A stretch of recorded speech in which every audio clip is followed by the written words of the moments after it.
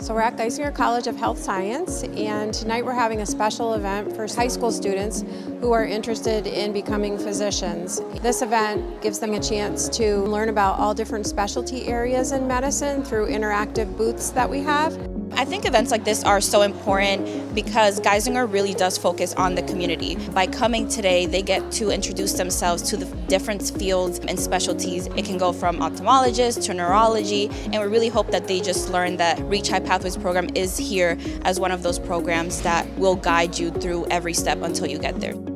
We host these events because we want to share our passion for medicine and really bring in community members to come in and learn just what makes us so passionate and want to educate the public about this. These programs really give high school students an opportunity to get really interested in this thing. So I think that it does a lot of good in showing, the complex beauty behind medicine that a lot of us are here gathered for.